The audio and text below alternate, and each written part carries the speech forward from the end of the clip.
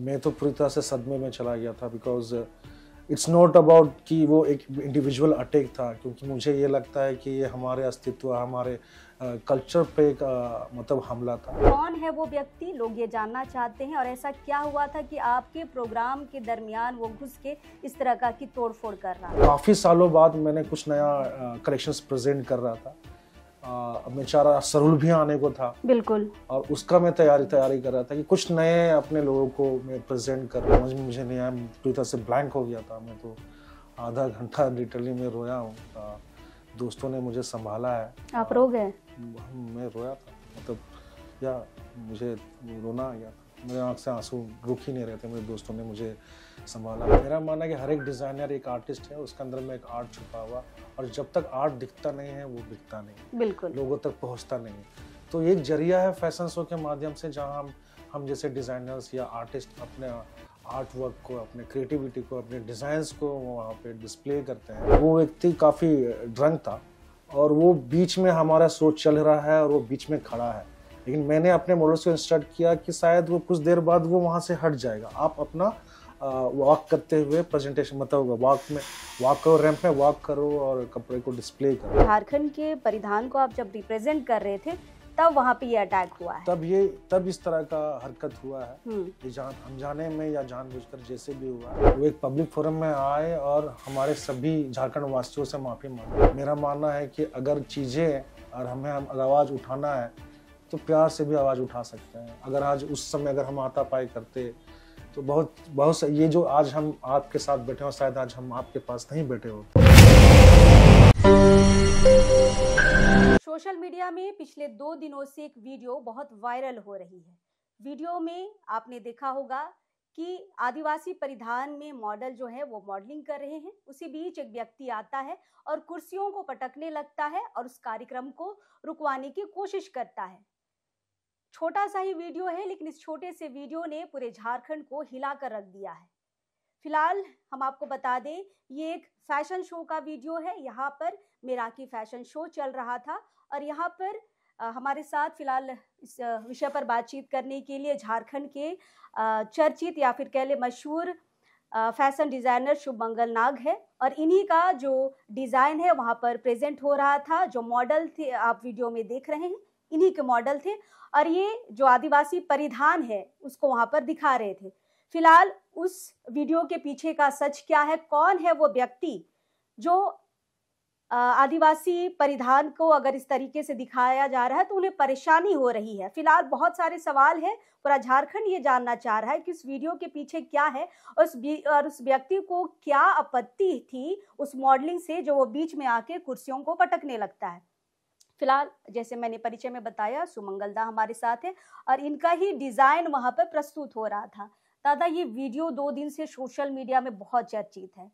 लोग सवाल कर रहे हैं कि चूंकि अब ऐसा हो गया है कि जगह जगह पे कार्यक्रम होते हैं, तो एक इवेंट जरूर रखा जाता है जहां पर आदिवासी परिधान की प्रस्तुति होती है और लोग बहुत इंजॉय करते हैं, और नए नए परिधानों में अब लोगों का इंटरेस्ट जा रहा है।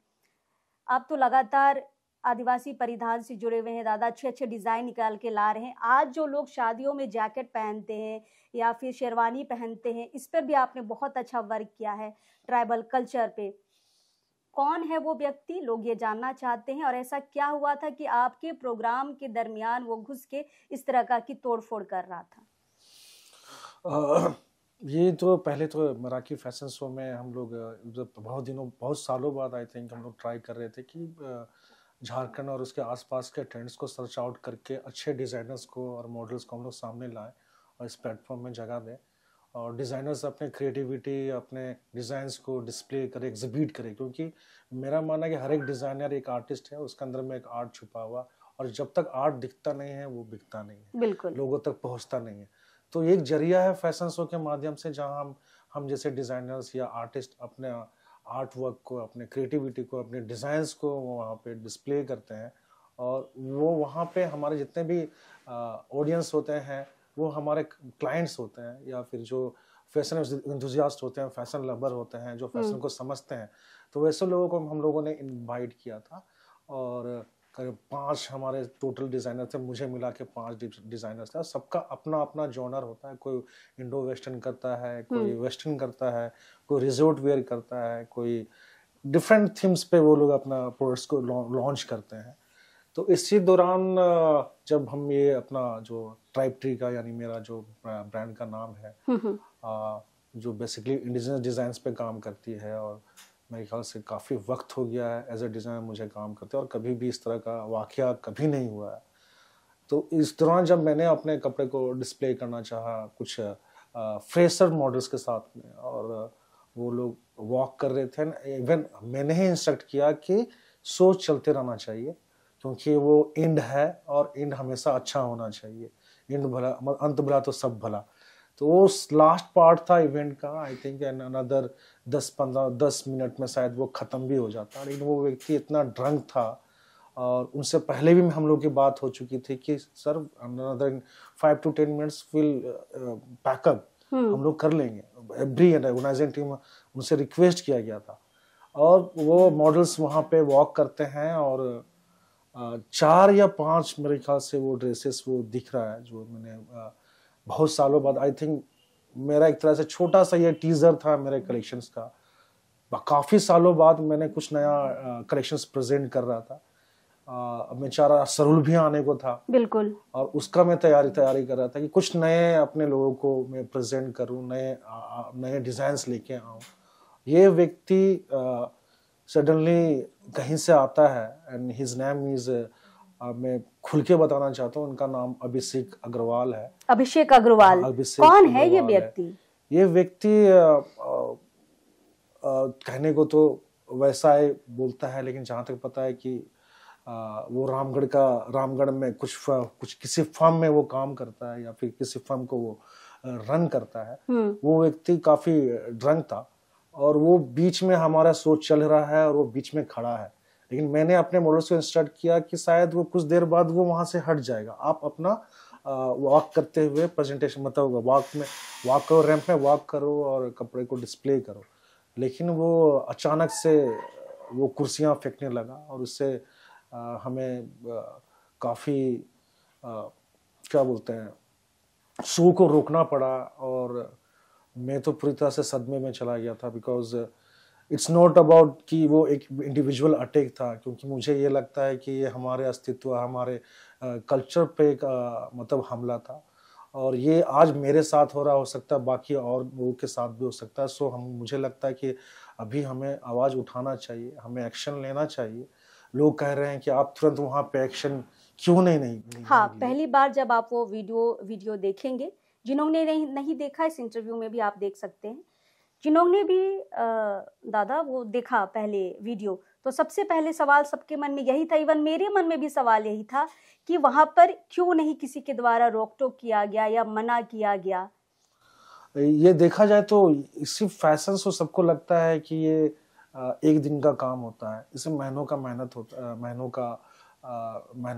हम लोग 1.5-2 महीने से लगे हुए थे और सभी थके हुए थे और लगे हुए थे। हम लोग तो स्पॉन्सर्स खोजना होता है, मॉडल्स के लिए हम लोग ऑडिशंस करते हैं, उनको ग्रूमिंग क्लासेस लेते हैं, डिजाइनर्स महीनों से अपने कलेक्शंस को बना रहे होते हैं, सभी अपने काम में व्यस्त होते हैं और back stage and front stage management भी किया जाता है, साउंड स्लाइड्स एंड एवरीथिंग। अच्छा खासा हम लोग का इन्वेस्टमेंट्स भी होता है और उसमें स्पॉन्सर्स हमें कुछ स्पॉन्सर करते हैं, मीडियाज को बताते हैं, मतलब महीनों का मेहनत।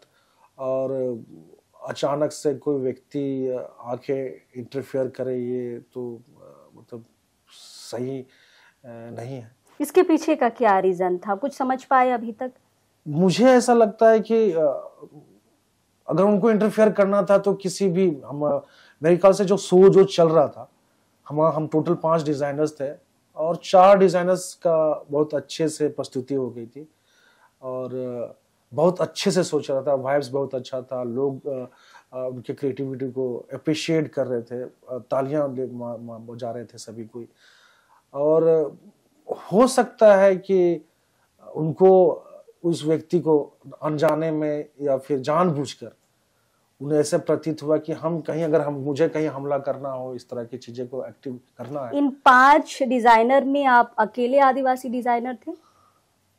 ऐसे इसके मेरा जो जॉनर था वो हमेशा इंडिजिनस एंड ट्राइबल डिजाइन्स का बात करता है, मतलब यहाँ फोक आर्ट को लेकर बात करता है। तो उसमें से केवल मैं ही था जो यहाँ के टेक्सटाइल्स एंड यहाँ के आर्ट को लेकर काम कर रहा था, और एक डिजाइनर्स थी वो सोहराय आर्ट पे वो थोड़ा बहुत काम की थी, वो अपने डेनिम में वो तो काम 4 जो डिजाइनर थे वो आदिवासी परिधान से हटके थे। हाँ। सबसे लास्ट में आपका जो था ये आदिवासी परिधान को लेकर था। बेसिकली आदिवासी परिधान नहीं बोलेंगे, झारखंड के टेक्सटाइल्स एंड आर्ट को लेके था, फोक आर्ट को लेके था, यहाँ के टेक्सटाइल्स को लेके था। यानी कि झारखंड के परिधान को आप जब रिप्रेजेंट कर रहे थे तब वहां पे ये अटैक हुआ है।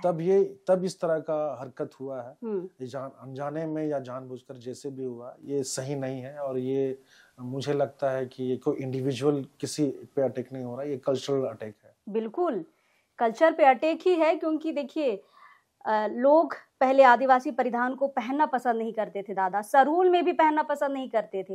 लेकिन जैसे जैसे फैशन डिजाइनिंग थोड़ा सा ग्रोथ किया झारखंड में, लोग नए नए तरीके से उसमें डिजाइन करने लगे, तब तो लोगों का खासकर युवाओं का उसमें इंटरेस्ट जगा है।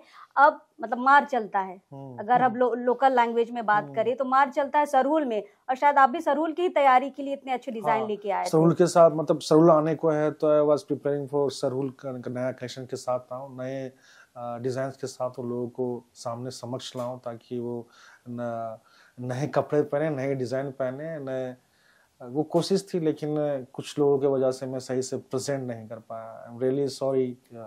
मैं जो भी मुझे देख रहे हैं सॉरी कि मैं सही से दादा आपकी गलती नहीं है।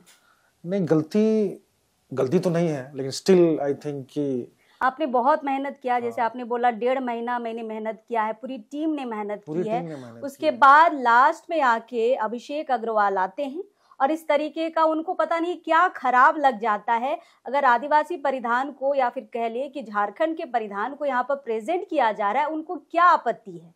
और ये आपत्ति देखिए, इतने बड़े फैशन डिजाइनर है सुमंगल नाग जी, और अभी इनको देख के बहुत सारे जो जूनियर फैशन डिजाइनर है वो लोग सीख रहे हैं। आपके नीचे भी बहुत कोई ऐसे होंगे जो सीख रहे होंगे, वो तो डर जाएंगे ना ऐसी चीजों से कि लोग अब सामने आके विरोध कर रहे हैं, कुर्सियां पटकी जा रही है, तो अब तो डरेंगे, कोई और फिर दूसरे फील्ड में जाना पसंद करेंगे। ये तो है, क्योंकि ये इतने सालों में कभी मैंने ऐसा एक्सपीरियंस नहीं किया। ये फर्स्ट टाइम ऐसा है जो इस तरह के इवेंट्स में कोई व्यक्ति आता है और कुर्सी फेंकने लगता है, आप सब बातें करने लगता है। गालियां भी दे रहा था? गालियां थोड़ा बहुत की है, लेकिन ऑन द रैंप नहीं किया, वो बाहर में कर ही रहा था। पीने के बाद लोगों के जो वहाँ लड़खड़ाते हैं, लोग कुछ ना कुछ बोल देते हैं, ऐसा है। देखिए, हम यहाँ पर झारखंड के लोग चाहते हैं कि सभी लोग मिल के रहे, लेकिन बाहर से जो लोग आते हैं हमेशा इसलिए उन पर आरोप लगता है कि हमेशा यहाँ की भाषा, यहाँ की संस्कृति, यहाँ के परिधान उनको अच्छे नहीं लगते हैं, और विरोध के रूप में आप नशे में रहे या फिर बिना नशे के रहे, इस तरीके की चीजें, अंदर की चीजें निकल ही जाती है। अगर हम इनडायरेक्टली कहे तो आगे क्या करने का सोचे है दादा?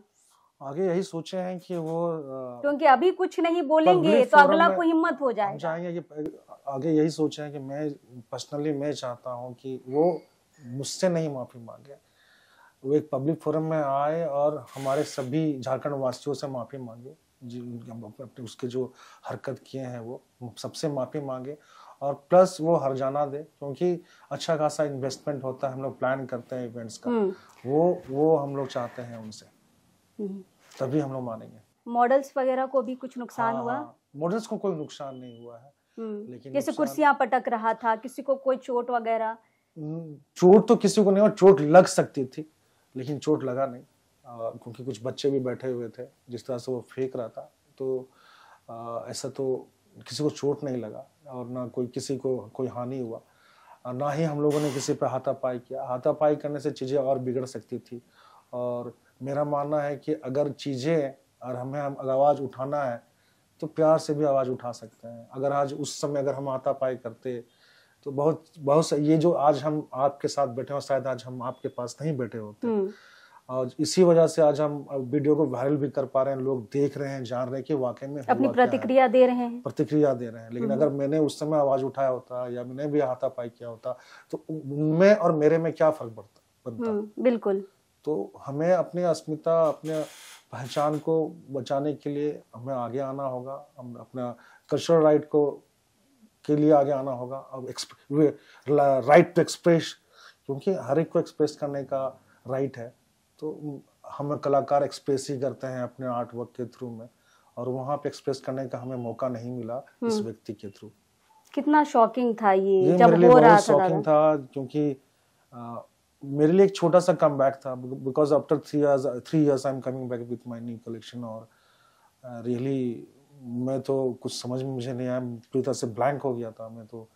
आधा घंटा लिटरली मैं रोया हूँ। दोस्तों ने मुझे संभाला है। आप रो गए? मैं रोया था, मतलब या मुझे रोना आ गया था, मेरे आँख से आंसू रुक ही नहीं रहे थे। मेरे दोस्तों ने मुझे संभाला, फिर बस क्या बोलेंगे। देखिए ये उस पूरा इंसिडेंट को मैं याद नहीं करना चाहता जो हुआ। मेरे कि ख्याल जो से वो चीज किसी के साथ ना हो जो मेरे साथ हुआ। बिल्कुल, अब तो सवाल उठ रहे हैं कि फैशन डिजाइनर सुरक्षित नहीं है, जो मॉडल वहां पर जाते हैं वो सुरक्षित नहीं है, जो वहां पर जा रहे लोग जिनको इंटरेस्ट है फैशन में वो सुरक्षित नहीं है। बाहर से कोई भी आके कभी भी ऐसे अटैक कर सकता है। देखिए, अगर ऑर्गेनाइजिंग टीम में कोई भी व्यक्ति अगर उनसे हाथापाई या गाली गलौज करता है, तो हमारे साथ करीबन 30-40 मॉडल्स थे, जिसमें से ज्यादा जो थी महिलाएं थी, गर्ल्स मॉडल्स थी, उनको भी देखना था हमें। तो ये समझना होगा लोगों को जो भी कमेंट्स कर रहे हैं कि हम लोगों ने क्यों नहीं रिएक्ट किया उस समय, क्योंकि हमारे साथ हमारी बहनें थी, हमारे साथ हमारे साथी जो काम करते हैं, जो गर्ल्स मॉडल्स थे या फीमेल मॉडल्स बोल सकते हो आप, मेल मॉडल्स थे, वो सब मेरे लिए खड़े थे वो लोग, और उनके साथ भी ऐसा कुछ गलत ना हो, ये भी एक रीज़न था। क्योंकि हम लोग सब मैं खासकर बिलीव करता हूँ कि मैं टीम वर्क पे बिलीव करता हूँ। अभी भी मैं अपना बात नहीं कर रहा हूँ, मैं पूरा टीम के बारे में बात कर रहा हूँ। शो बहुत अच्छा था, मेरे जितने भी डिजाइनर्स हमारे साथ थे वो सभी बहुत अच्छे डिजाइनर्स थे और बहुत अच्छे कलेक्शन थे उनके, और सभी ने बहुत मेहनत किया था। जितने मॉडल्स थे, और सारे मॉडल्स फ्रेशर्स थे, सब नए थे, फर्स्ट टाइम एक्सपीरियंस कर रहे थे वो भी एक डर था कि पता नहीं उनको इस तरह का एक्सपीरियंस वो लेके जा रहे हैं। तो ये एक केवल इस व्यक्ति की वजह से एक गलत मैसेज गया है, और ये एकदम नहीं होना चाहिए था, मतलब सीरियसली एकदम नहीं होना चाहिए था। और ये जिस वजह से मैं बहुत हर्ट हुआ हूँ कि आज तक मेरे मतलब वर्क एक्सपीरियंस में कभी भी ऐसा नहीं हुआ है। लेकिन ऐसे व्यक्ति के लिए नागदा, ऐसे व्यक्ति के लिए सिर्फ माफी इनफ नहीं होगा, माफी तो से आंख साम बोलना होगा पब्लिक फोरम में, चाहे हमारे मतलब आर्ट फैक्ट्री, क्योंकि अगर सिर्फ माफी तक ही सीमित रह जाने वाली बात रहेगी तब तो कोई भी इस तरीके से आएगा, बोलेगा मैं नशे में हूँ, माफी मांग लेगा। लेकिन माफी के साथ में वो मुआवजा चाहते हैं जो हम लोगों ने वहाँ पे, क्योंकि हम लोगों ने पूरा कंप्लीट नहीं किया इवेंट्स, जिसके साथ वजह से हमारे बहुत सारे स्पॉन्सर्स बैकफुट में चले गए, तो हमारा काफी ज्यादा लॉस हुआ है। और हम फिर से अपने आप को प्रेजेंट, क्योंकि आपको फिर से शुरू करना होगा, मैंने प्रेजेंट नहीं कर पाया तो मुझे फिर से शुरू करना होगा, फिर से रिक्रिएट करना होगा हमको ऐसा इवेंट जहां मैं अपना सरूल का कलेक्शन को प्रेजेंट कर सकूं, लोगों के समक्ष ला सकूं, ताकि सरूल में लोग वो कलेक्शंस को पहने and feel proud of being Jharkhandi and feel proud of कि indigenous people, feel proud to be a tribal. तो वो चीज नया चीज हम करना चाह रहे थे, तो वो तो मकसद मेरा चला गया ना, इसके वजह से, इस व्यक्ति विशेष की वजह से वो तो चला गया। अब फिर से हमको रिक्रिएट करना, वो मौका एक ही मौका था, और वो मौका उस व्यक्ति ने अनजाने में या जानबूझ के मेरे से वो छीन लिया। आखिरी सवाल दादा, क्या केस करना चाह रहे हैं आप लोग? बातें तो हो रही है, लेकिन देखते हैं, अगर हम लोग कोशिश तो कर रहे हैं कि अगर हम लोग सभी जितने भी मेरे आर्ट फैकल्टी के दोस्त हैं, चाहे वो फिल्म फैकल्टी से हो या परफॉर्मिंग आर्ट से हो या फिर डिजाइनिंग से हो या विजुअल आर्ट से हो, सभी का कहना है, और सभी साथ में खड़े हैं मेरे साथ में, सभी रोज कॉल कर रहे हैं। एक रोज मतलब मैं फोन में इतना कभी व्यस्त नहीं रहा इस बार इतना व्यस्त हूँ। आई एम रियली प्राउड कि मेरे सभी साथी मेरे साथ खड़े हैं, बिल्कुल, और आप भी खड़े हैं, मीडिया खड़ी है, तो वो बहुत अच्छा लग रहा है कि सब खड़े हैं। नहीं, जनता भी खड़ी है, आपको जो रिप्लाई आ रहे हैं वीडियो में वो जनता खड़ी है, तब इतना इंटरेस्ट लेके आपको रिप्लाई कर रही है, आपको सजेस्ट कर रही है। फिलहाल माफी की अगर बात है तो मुझे लगता है कि माफी इनफ नहीं होगा, क्योंकि ये सिर्फ पर्सनल रहता तो माफी तक ये ठीक रहता। अटैक, ये तो पर्सनल हाँ, अटैक नहीं ये है, पर्सनल नहीं है, ये समाज पे अटैक है, ये आदिवासियत पे अटैक है, और ये झारखंडियों पर अटैक है, और ये सांस्कृतिक अटैक है। मेरे लिए तो ये कल्चरल अटैक है, हमारे झारखंड कल्चर को लेकर अटैक है। हम इतना फैशन शो हम लोगों ने देखा है, जब यहाँ पे आदिवासी महोत्सव मनाया जाता है झारखंड सरकार की तरफ से, तब भी झारखंड सरकार स्पेशली एक इवेंट रखती है। इतना बड़ा बड़ा इवेंट यहाँ पर हो चुका है, और इस अभिषेक अग्रवाल को पता नहीं क्या खुन्नस है, और वो खुन्नस उस वक्त निकलता है जब आदिवासी परिधान की प्रस्तुति होने वाली रहती है।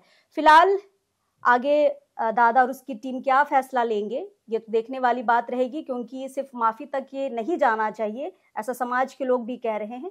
एफआईआर तक जाने की बात हो रही है, अभिषेक अग्रवाल पर एफआईआर करने की बात हो रही है, अभी कंफर्म नहीं है, अभी बस सजेशन लिया जा रहा है। आपका इस विषय में क्या सजेशन है? आप क्या सुमंगल दा के साथ खड़े हैं? क्या इनको सजेस्ट करना चाहेंगे? और इस वीडियो को देखकर आपकी क्या राय है? क्या इससे पहले आपने कोई वीडियो देखा है? और साथ ही साथ दादा, हमें लगता है कि आप निराश ना हो, आपके डिज़ाइनिंग को लोग काफ़ी सराहते हैं, और जो भी आप नया क्रिएशन लेके आते हैं वो एकदम ट्रेंड में चला जाता है। और सरहुल बहुत कोशिश था, लेकिन बस ये इस व्यक्ति की वजह से। सरहुल अभी समय है, 1 अप्रैल को सरहुल है। हम लोग चाहेंगे आप दोबारा से इस फैशन शो को आप दोबारा करें। लोग इस बार लोग जाएंगे देखने, और जरूर आपके नए डिजाइन को हम लोग देखना चाहेंगे, पूरा झारखंड देखना चाहेगा। Thank you. फिलहाल देखते हैं अब इस पे क्या कार्रवाई करेगी पुलिस, तक तो बात जानी चाहिए। ये बात मामूली नहीं है दोस्तों, ये आपके साथ भी हो सकता है, क्योंकि बहुत सारे हमारे देखने वाले जो दर्शक हैं वो खुद फैशन में बहुत इंटरेस्ट रखते हैं, आदिवासी परिधानों में बहुत इंटरेस्ट रखते हैं। क्या ऐसी बच्चियां हैं जो नए नए अभी मॉडलिंग के क्षेत्र में जा रही हैं, उनके लिए बहुत शॉकिंग है। तो फिलहाल सबको एकजुट रहने की जरूरत है। देखते हैं आगे क्या इस पे कार्रवाई होगी, और जो भी कार्रवाई होगी हम आप तक जरूर लेके आएंगे। वीडियो की क्या सच्चाई थी, कौन था वह व्यक्ति जो इस विवाद को खड़ा करने के लिए आया था, सारी चीजें हमने आपको बता दी हैं। आगे की जो भी कार्रवाई होंगी आपको हम लोकतंत्र 19 के माध्यम से दिखाने की पूरी कोशिश करेंगे। दादा बहुत बहुत शुक्रिया अपनी बात को साझा करने के लिए। इस वीडियो को लेकर बहुत सारे सवाल थे, हमें लगता है कि दर्शकों को सारे जवाब मिल गए होंगे। आपकी प्रतिक्रिया का भी हम इंतजार रहेगा, कमेंट करके जरूर बताइएगा। चलिए, जोहार रहेगा।